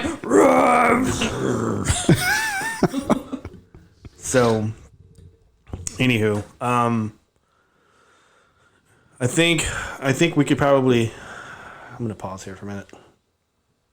I think we can probably call it a night from here. Yeah. So, trying to think. Anything else we need to talk about? I don't know. We could talk about. If you haven't gone already, please go to iTunes, go to Stitcher, give us 5 stars. Mm-hmm. Go to our Facebook page, Bigfoot Club 1, our Twitter page, Bigfoot Club 1 as well. Leave us some comments, some positive, some negative. And if you have any stories, it doesn't have to be about Bigfoot. It could be about other stuff. It could be about immortals. It could be about UFOs. It could be about Kidnapping monkeys. yeah, Or monkeys kidnapping you. yeah, Yeah. flying humanoids, big birds, thunderbirds. I don't care. And just comment to us and reach out to us so we can get the stories and we can talk about them. So. And you can be completely anonymous. As, Yes. Yeah. For example, we've already done that before. It's like even if someone wants to tell their story in themselves, they can be as anonymous as they want to be. Yep. And so I want to expand. I mean, I love Bigfoot and I love paranormal, but we can expand and do other stuff. I'm looking to do other topics as well. So. And it's nice to get other people's personal accounts because, we can tell urban legend stories that a dime a dozen, but, anyone can, there's a billion documentaries, TV shows, articles. It's better to, I like to hear people's stories. I'm trying to get this one guy on at work. He's from Trinidad, and he's got some good lore stories. I'll tell you. I'll tell you this. The first time I met him, I was at probably 2, maybe 3 weeks. I had been with our company, and I went up and just sat down and talked to him, and we probably talked for about an hour and a half. And this was not just chit chat. This was deep. Yeah. Intriguing, just great conversation that I had with him, and man, the stuff he has in his head is just incredible. He's got some good lore stories about his homeland and the voodoo and the pyramids, all kinds of just, stuff. So. Man, it's good stuff, and my hair is standing up. I really hope at some point we can get him on. Yeah, he's kind of real shy, and he was asking me the other day to do stuff for him, and I said, he goes, If you come on my podcast. Then that's what I told him. He says, how much going to cost me? I said, come on the podcast. He goes, oh man, come on. I do that to Brandon too. Yeah, and he just says, okay. He's like, I need to take some free time. You needed to come on my podcast. Yeah, or at least listen to it. Yeah, I'm gonna do that. Who knows? Maybe. Or just do a soundbite. Well, yeah. He can work to it. He can do a soundbite. Yeah, do a soundbite. We're gonna end it here.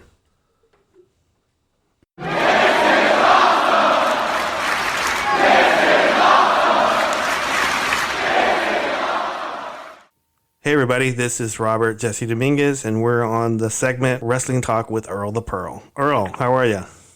I'm good. How are you? I'm good. It's like, it's still quarantine, but I'm still good. How's the family? They're good. They actually got to go out and go to one of my family's little girl's birthday parties. So they are having fun getting out and exploring the world safely. That's good. With masks. Yeah. So, did you watch Raw and SmackDown? I did. Okay. I did. I watched Raw. I watched SmackDown.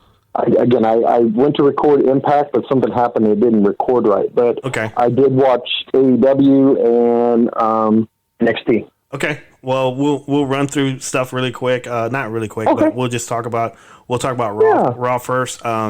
What did you think about the segment about Becky Lynch announcing that she had to give up the title? I first didn't think that she was actually pregnant. Yeah. But then I thought she was going to come out and do this big speech, and I was like, because we had talked about Money in the Bank, and I had no idea why they let Asuka win. And then she came out and she did her little speech, and then she said you couldn't get into the briefcase, and she knew the combo to the briefcase, and then the belt was in there. Yeah. And I was like, oh, I guess because Becky, I thought she was just selling really well, but then the more it happened, I was like, oh, maybe they really are telling a true story. I think they could have done better with the whole Asuka reveal. Yeah, now, I know she's pregnant, but she could have done something where she spit the mist in her face or something. Yeah, because you got evil Asuka. But if that's chemicals and she really is pregnant, you know what I'm saying? You don't really want to do that. Yeah, I kind of thought that it was like they were trying to make a feel good moment, and Asuka was probably the best bet to do it because you got heels on it, and you got Dana Brooke, you're not really sure, and Asuka's been on, she's been there doing the shows, so I kind of thought it was a safe one. I didn't think they were going to do it, but yeah, so I liked it. I thought it was good. But again, like I said, it helped later in the show with Shayna Baszler. It helped her kind of really like my kids have been watching Raw and Smackdown with me, like we talked about last week, because it's a lot more family friendly, of course. But I had to fast forward through the Shayna Baszler thing because talking about moms, and I'm like, I don't want my kids to hear about that. So I went back and listened to it. I was like, oh, that was a really good heel promo. Yeah, it was. I was like, you did good. But she was hitting some nerves on that one. Yeah, she was looking to hit some nerves on that one. Whew, she did good. So I think it might be Asuka and her. That would be a good match. Yeah. The second match of the night was Bobby Lashley beating Humberto Carrillo. And I think they're kind of setting up him with MVP as maybe his mouthpiece or something like that. So I think I like Bobby Lashley. I think they're not using him the way they probably should, and but that's just me. So no, I agree 100%. Like the big thing was when they brought Bobby Lashley back, they were going to put him in a title hunt with Brock Lesnar. Yeah, but then that changed because the fans can do a lot. But right now, there's no fans. You know what I'm saying? Yeah. But I like it. Here's the thing: I love MVP. I don't like that he's wrestling because like I said, with the dark side of not dark side. I'm sorry. When Vice did last season's dark side of wrestling, they went to the wrestlers. Yeah. And that's had Mia Yim on it. Hers was really good, but his was really good. And he does have a lot of I need to hang up my boots. So I like him better because he's a good heel. One. Yeah. He can talk on the mic well. So I think that would be good because if you have him teaming up with Bobby Lashley, they both have chips on their shoulders, so you could do a good heel faction. And then you could bring other people in that would fit that criteria, more like I see it as more of an angry, modern nation of domination. Yeah.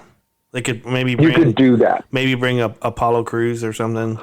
I think that would be great. Or even if you put because like I said, you got to have someone who, but you got to be careful though, because I don't really see Apollo.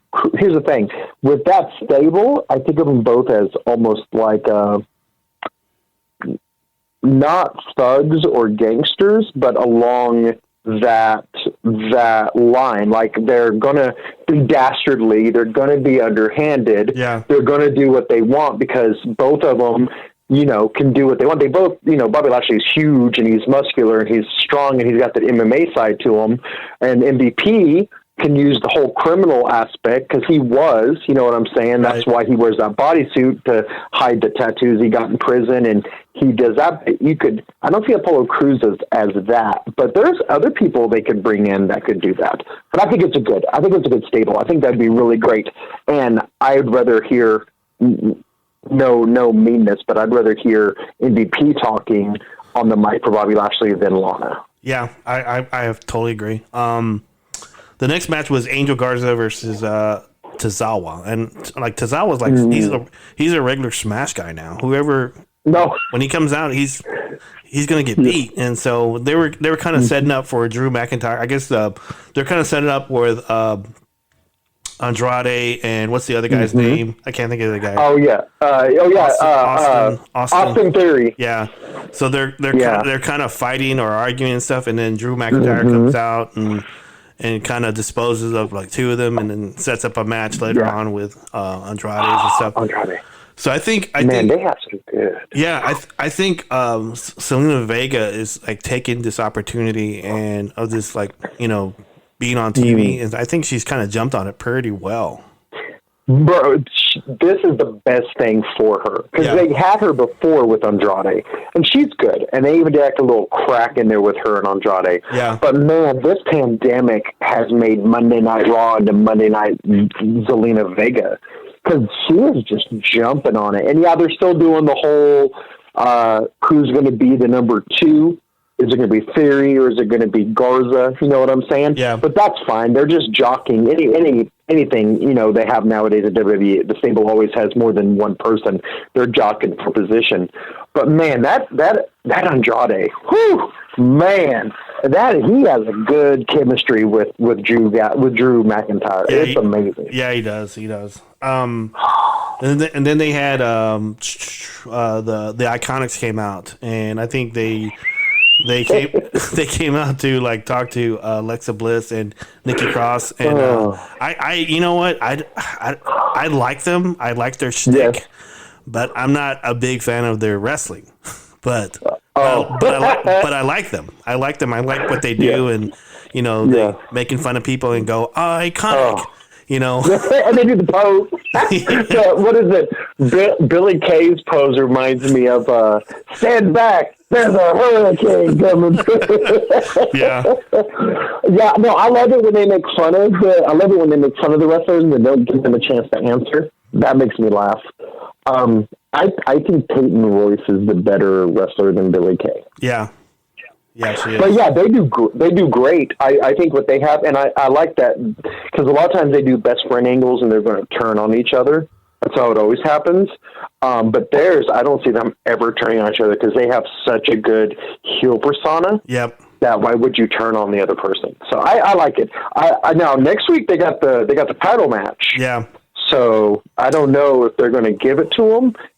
But if they do, I hope they let Alexa Bliss go for the championship because I'm afraid. I was talking to my friend Joey, and we both agreed we're afraid they brought the Iconics back to take the titles, and that's going to make us very sad because I like Alexa Bliss and Nikki Cross. This is what I'm thinking because like when the Kabuki Warriors had the titles, the WWE didn't do anything with them at all. They didn't go to both brands. They didn't wrestle anybody. They didn't do anything. So I think they're going to let Alexa Bliss and Nikki Cross hold on to it for a while. And they're gonna. I hope so. I'm hoping they're gonna build this tag team women's title. This division better. And so I think they're just gonna build it and maybe have a match and maybe go on to the next pay per view or something. That's what I'm hoping for. Yeah. So I hope so too. But because here's the thing: before the pandemic hit, it was supposed to be Mandy and Sonya, and now they're doing their own little title, their own little storyline, and that was one of the things where they were supposed to do it.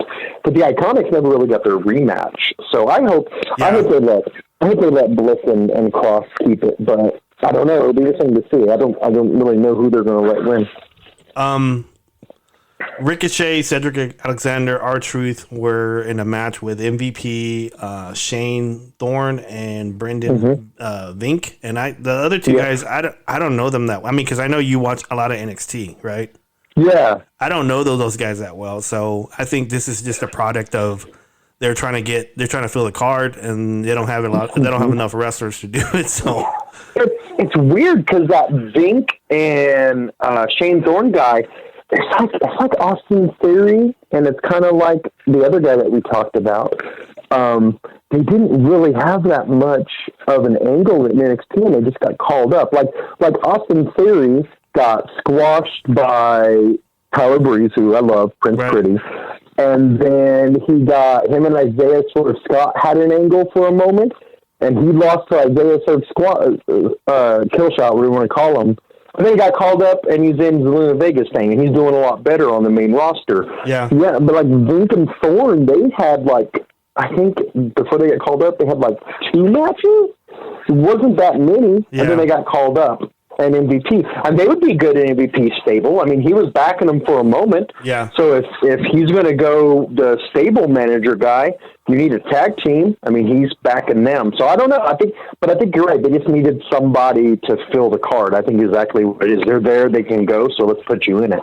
Rey Mysterio, Aleister Black, defeated Seth Rollins and Buddy Murphy, and this one was kind of weird because Seth was acting kind of weird. I don't know if they're making an angle about the man Becky being pregnant and he's like shocked or something. I don't know what's the deal. And then he went psycho and like he was like pressing Ray's eye against like the steps. The corner.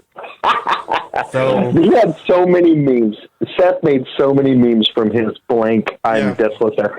I looked at it on the storyline aspect, and I thought to me, again, this is just me, I thought it was a great storyline because he went in to Money in the Bank, right? Right.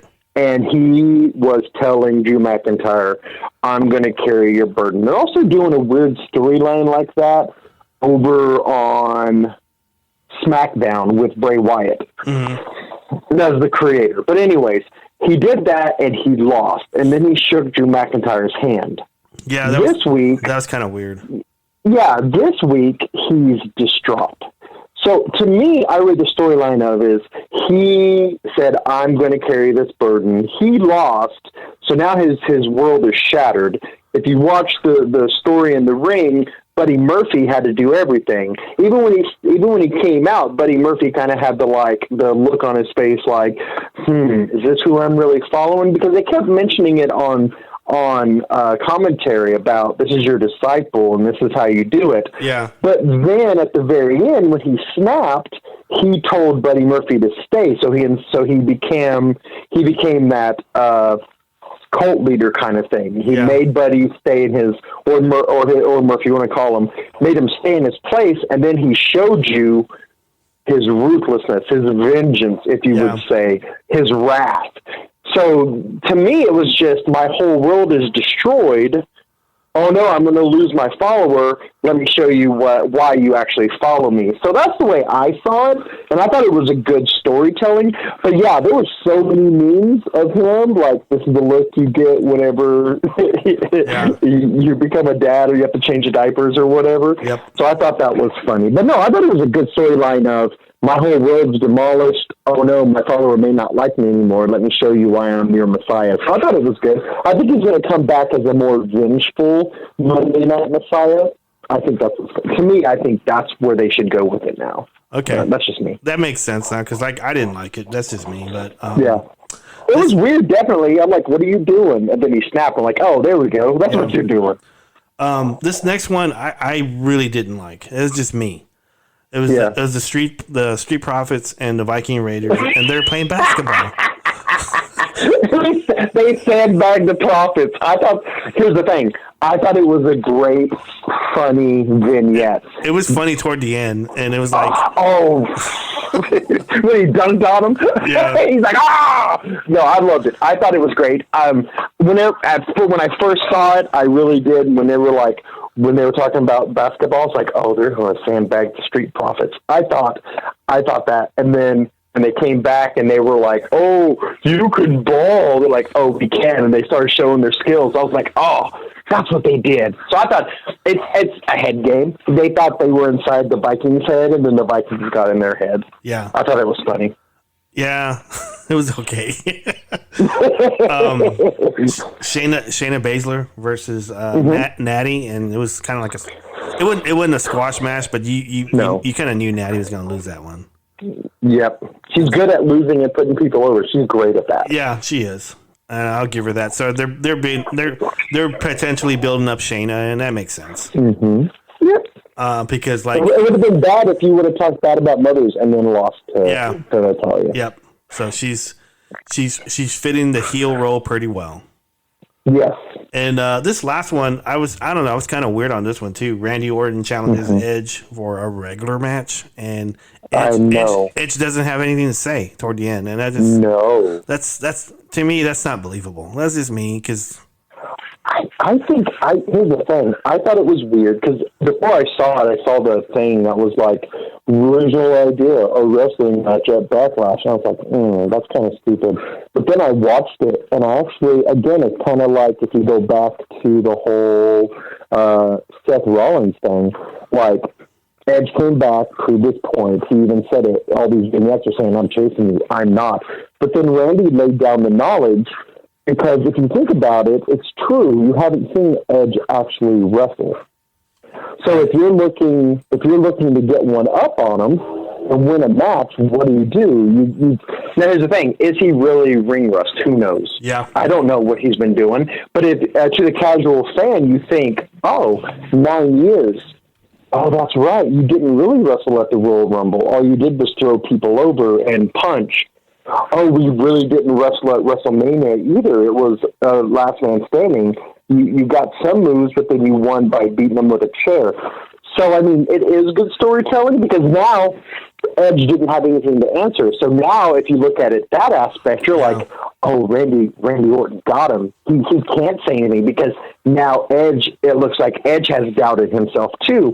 So now Randy Orton has that upper hand. Yep. So I think it was good. Like when you actually watch it and think of it as that aspect, it was actually a really good ploy because Randy Orton is like, he thinks you have ring rust. Now I think you have ring rust. Oh my gosh, is Edge really not that great at wrestling? And now you have your doubts going into it. So I think it was a good story that they told right there. Yeah, that makes sense. Now now that you put it that way, that actually makes sense. So yeah, and I love Edge, so I think it's really good. I know you love Edge. Yeah, I love Edge. He's my favorite of all time. So, in the mortal words of Ready to Rumble, you love Edge. I love Edge. We're men who are not afraid to say we love other men. That's pretty good punch by Steve. So good. Bless him and all his mercies. Exactly. So I don't know much about Impact. So what did, in your eyes, what were the highlights of Impact? Here's my thing about Impact, and like I talked to you, I think off show about this too. They went through a period where they had good good people signed, and then they didn't have good writing, and then they had good writing, and they didn't have like enough for the roster. So I think right now they're right there at the cusp of being really good. But this opening match they had Hercules Hernandez versus Madman Fulton. So Hernandez is one of the original guys from LAX. Mm-hmm. And so Madman Fulton, he's with OVE, Ohio versus everybody, and they're whenever they first came on, they were pushing them. So Hernandez beat Madman Fulton with I don't understand because they're doing like a tournament of the number one contender for the Impact World Title. So Hernandez is an old TNA original. And so I love his get off me move where he pushes them. Yeah. So he defeated Madman Fulton, and Fulton is a new guy. So I don't understand that the writing there about not putting the younger guy over. That's just me. So Hernandez beats him, and so if you watch Impact regularly, OVE is like they lose all the time now. So it's hard for anybody if you decide to push them up. It's going to be hard. It's going to be hard to convince like as fans that you're going to start pushing them. So that's just how I see it, and I don't really like it. But the second match was Kylee Ray. Kylee Ray was I love her, and she's a new Impact signing, and she came over from AEW. I think she was also in WoW Wrestling too. She's a great athlete, and so she is. She's got a good shtick, and she's got a good thing going, and I like her. She's very athletic, and I think Impact Women Wrestling really needs her. So I think you're right because she's like we said last week. I like her a lot because she can go from Smiley's face to insta kill in a turn of a dime. Yeah. And so she came out. She defeated Tasha Steelz, and I've never seen this girl, Tasha Steelz. So I've never heard of her. Yeah, so you knew it was a squash match. And so the week before, they signed this other girl named Kimberly. I don't know that much about her. And so Havoc, she had a match with Havoc, and she actually upset Havoc. Havoc was beating her throughout the whole match, and then Kimberly. I was going to say, because Havoc used to be booked as like this unbeatable heel. Like she was like powerful. I was wondering about that. Yeah, because I think they had a pass, and I think they wrestled somewhere at some other independent. I have to look. I'll do more research on it. They had like a pass somewhere else because like when they introduced them backstage, they were kind of hinting toward I'm back, or hey, I get to see you again, or something like that. And so I think they're building that, which is they kind of need it because there's not a lot of women on the roster that are actually wrestling. So that was good to me. And Madison Rayne does this thing called Locker Room Talk. And so she's doing one. She does it with Johnny Swinger. Johnny Swinger's I think he's like comedian guy, he's a comedian wrestler, does funny stuff. And they had a guest, Ken Shamrock, came out, and he was talking about all his latest matches and stuff like that. And Michael England comes out and starts beating him up. And so, I like Michael. I like Michael Elgin. He's really good. Yeah. I said his name wrong, didn't I? You said Michael England. You were talking. Oh, Freddy Krueger here.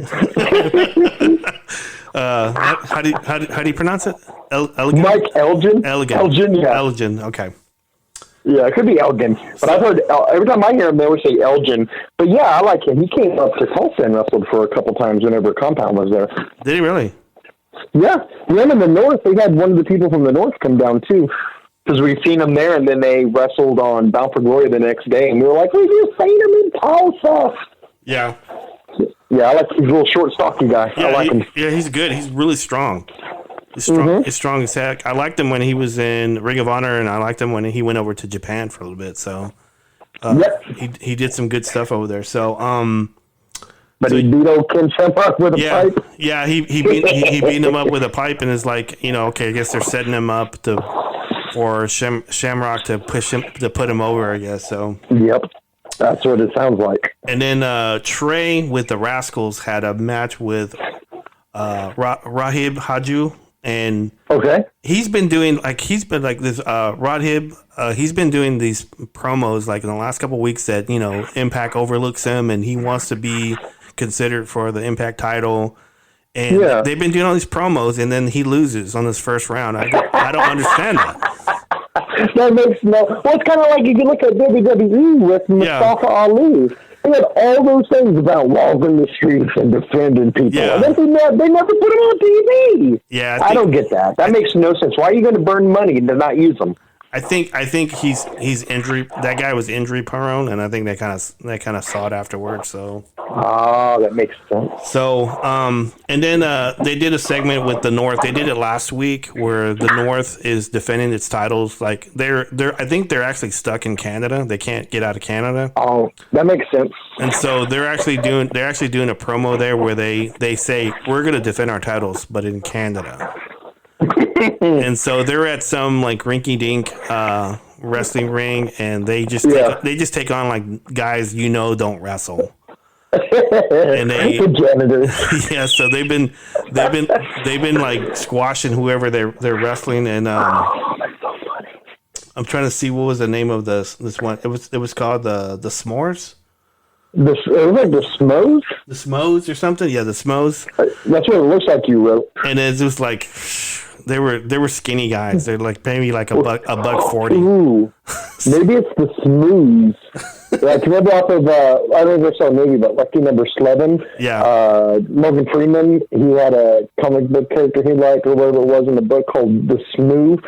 So maybe that's what it was. I don't know. But I thought you were gonna. I was laughing because I thought you were gonna say the North was trapped in Mexico, and I was gonna laugh because they're from the North, but they're trapped down south. No. That would have been. That's where I thought you were going. But that's funny. But yeah, that's what you do though. Don't you know if you're a good heel tag team and you're stuck somewhere, you just squash. You come back with like a 492-0 record. Yeah. We've defeated everybody. So the last match was Moose versus Suicide, and I was telling you before, I really like Moose. Yeah. I like what he's doing.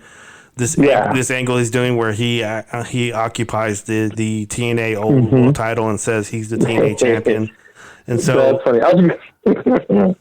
so it's really good. So hopefully when everything gets back in order, they'll have a match where they like combine, they unified the titles, the TNA and the That would be Impact. cool. So and then maybe change like the title again, make it a bigger, nicer, glorified title or something looking and stuff. I think that would be good.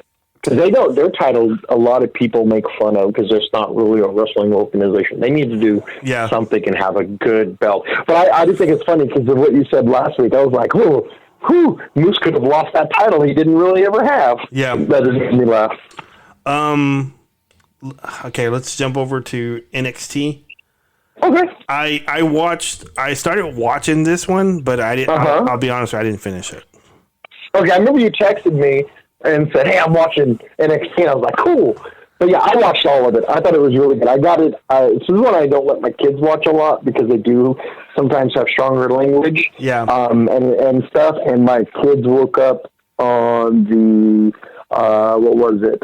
Colton Carter versus Aaliyah match. My daughter did. So I had to fast forward through the Johnny Gargano, Candice LeRae promo because of the good heelness that they are, kind of like the Shayna Baszler thing. Yeah. And then my daughter asked me tons of questions about Matt Riddle and Timothy Thatcher. So. Yeah, I did watch that one. Their match where I think he Riddle actually threw. I think Marcel. I think it was. Yeah. And he no, that was earlier. I mean, she woke up on. She watched the last match where they had the singles competition. Where they were having the grudge match. Okay. Yes. That's when she woke up and watched, and she asked me a lot of questions. She thought Matt Riddle's name was Byron Saxton because I had the captions on. Yeah. And she couldn't say his name right. I was like, maybe that name's Matt Riddle. They just said Byron. I was like, no, that's the announcer. She's like, oh, I'm confused. And then she just went because Riddle and Thatcher lost the NXT tag titles to what's it called? Imperium. Yeah. Yes. So I knew that was coming eventually, right? They're gonna gather up all the goals as they have to. like that other faction did, and they got all the gold and stuff. So Undisputed Era. Yeah. Yeah. So I kind of figured that they were going to do that. So it's a good move, and plus also it sets up so just to jump around on NXT because we're talking about Thatcher and Riddle. I think it's good because Pete Dunne picked Thatcher out. Yeah. So, if you ever watch any of after the Broserweights won, Matt Riddle did do a lot of stuff where he was trying to show, I just drew a blank, was trying to show Stallion Pete a good time, and Pete Dunne didn't really get America. And then this one, he turned on him, and then they had the thing about, I came to do this, and you wanted to have game shows and stuff like that. So what happens when Pete Dunne comes back? Does he side with Timothy Thatcher and they create a strong style tag team because that's what they both are really good at? Yeah. Or does he come back and side with Riddle? Or does he come back, say he's siding with Riddle, and they have a tag team match, and then he turns kind of like when Roderick Strong turned on Pete Dunne and joined the Undisputed Era. So it's a really good storytelling because you don't know what's going to happen. I think it's really good. It would make sense to someone to turn on Dunn again. Now that would be good too. It could be that he comes back and he's talking to Timothy Thatcher, and Timothy Thatcher is like, "Oh, well, you just don't understand, blah blah blah blah blah," and he's like, "But you costed me the title," and he's like, "Oh, I'm sorry. Well, let's go challenge again." And then they go to fight Imperium, and then Thatcher turns on him and says, "This is my time. You're just holding me back." You know what I'm saying? Because that's the angle it looks like. Is I came out to tap people out because even after Matt Riddle beat him, he jumped in and put him in the Fujiwara. See, I can't even say the name is throwing me, but the armbar that he does. Yeah. And you know what I mean? So that storyline that they have going on, that's really good because there's so many different angles that it could go. Also, I did watch the Cameron Grimes and Finn Balor match. Yes. And I was actually surprised that Grimes beat Balor. So I like it that they made it be Damian Priest, because I wonder, because I was just talking the other day to myself. I said, "Self, what happened to Keith Lee?" Because Damian Priest had a thing with Keith Lee, and now Keith Lee's not on TV anymore. So I like it that he's attacking Finn Balor. I really like that. And then I like that he hit him with the nightstick, which costed him the match. I like his nightstick too. It retracts. I like that. That's really cool. Yeah. But what I really like about Cameron Grimes, though, because we were talking about it last week, I like that his M Bison, that I call it, is on the shoulders. Because when Finn Balor does it, I always wonder how he does that to where he doesn't hurt the person's chest. Yeah. But then Cameron Grimes, I like the way he does the stomp, because he does it on the shoulders. Yeah. Because that's how he did. If you look at Finn Balor's, he put it right on the shoulder blades.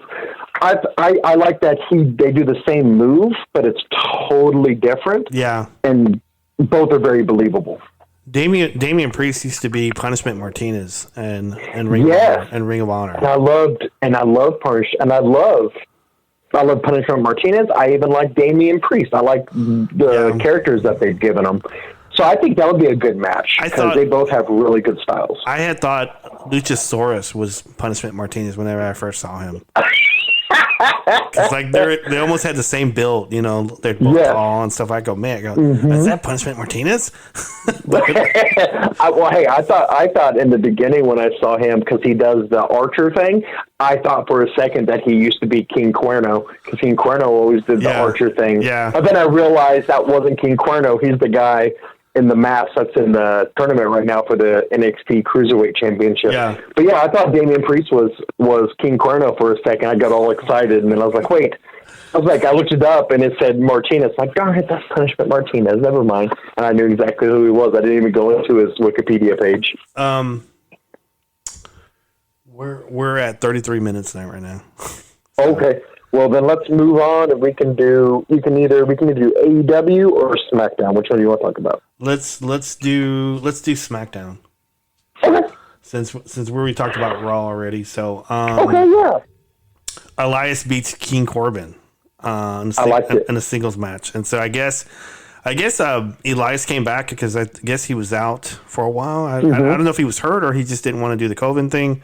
But I don't know, but they put him out well in the storyline. Yeah, and then they're pushing him over because like I don't really know who, because they could have done Corbin against anybody, because like I know. Go ahead.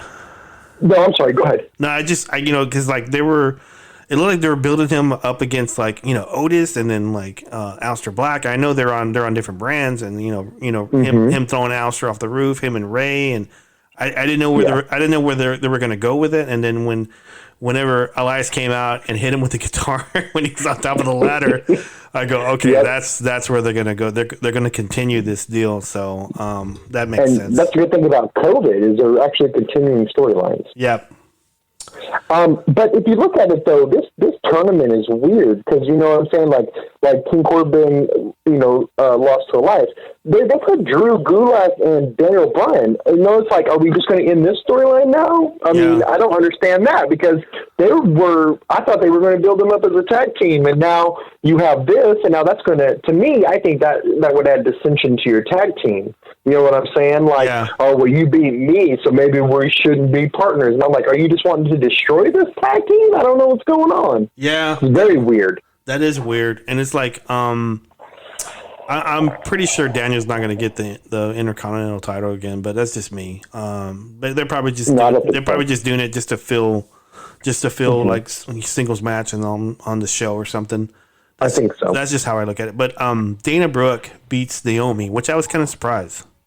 Because they've been pushing Naomi for a little bit. Yeah, I think because like the spot that she had, on Money in the Bank, and then where she goes into that conference room when she takes down, and then she gets hit by the picture. I think that I like that she's taking this opportunity and she's doing this stuff. But I also think if there was a crowd there, you could potentially think about that she could be like the next star, because she's probably going to get a pop, and it's just kind of, I think so. It's kind of a shame that there's no crowd there, because she probably would be getting it right now. I think so too. So, And then they closed out with Otis and Braun Strowman against Miz and Morrison. So I like that. I like that he listened to Mandy Rose. Yeah. And Braun Strowman accepted. Yeah. And I like the little fake swerve at the end where you thought he was going to cash in, but he didn't. like he was I don't know what he was going to do. Like he was like, getting, like he was squatting really low, like he's going to do something. And, he didn't. Oh, sorry, big man. Just kidding. He cracks me up. I'm very upset. I hope if there are different reports that I read, I hope it's true. They were talking about how something's going on with Tucker. I mean, we talked about that. Whatever happened to Tucker, and they only got mentioned once. He was talking about the fancy name for diet for having internal plumbing issues. Yeah, but I read like 2 or 3 different articles that said that he's going to use that and cash it in for the tag team titles with Tucker. So I hope that's true because I don't, like we talked about, I don't see him as the champion. I don't, you know what I'm saying? Yes, it's good that he's got this pop, but he's better as a tag team. You know what I'm saying? That's where he excels. That would make a whole lot of sense because number one, he's gonna cash it in. Number two, it's gonna be on something that they're strong with is tag teaming, and it would be the first time someone's ever done that. Yeah, and look at what Charlotte did. Charlotte did it for NXT, but it does. And I read, I was like, that makes a lot of sense too because you could have a really good because it's the New Day, so he was on Miz and Morrison's show and he went up against them. Yeah. So I don't know if it's going to happen, but to me, what I think would be great if you're going to give Heavy Machinery the belts. You have whatever pay-per-view it is. You have the New Day versus Miz and Morrison. And they have a really like no DQ match or something like that, whatever it may be. So they beat each other up, and then at the very end, you know what I'm saying, like they come Miz and Morrison win the title. Miz and Morrison win the title, but they're both really hurt. And then you hear the music. Tucker comes down with Otis. Tucker takes out Morrison, and then the Miz is already there. And then you see him do the caterpillar and the elbow. And then he pins Miz, and they win the title. That's how I would book it. But again, I mean, I don't know what they're going to do, but that would be great because they already make fun of him. I think that would be a great. And now, do you let them keep it for long? Probably not. Man, but I think that would be really good. That's how I would book it, though. I love that. That's actually a great idea. And I hope they're listening, and I hope they listen to Earl the Pearl. So I think it would be great, and that would be a good thing because you protect the New Day. Yeah. You still protect Miz and Morrison, but you let the Heavy Machinery have it for a moment. Yeah, because then because they're the tag team heels, and the tag team heels got to lose. SummerSlam. I hope they do it at SummerSlam. Oh, that would be great. SummerSlam would be a good one. I think you're right. So, but anyway, let's go ahead and let's end on that good note. I like it. That's really good. Well, thank you for having me again. This is super fun. And I'm not gonna lie, your nephew I think was right because if that was the time that he worked there, I was into McGriddles. I think he's right. I think he's right. But anyway, thanks for being a part of this, man. Hey, you're welcome. And I look forward to next week, and we'll yes, sir. We'll get it going, and good there night. We go. Good night, everybody. Good night.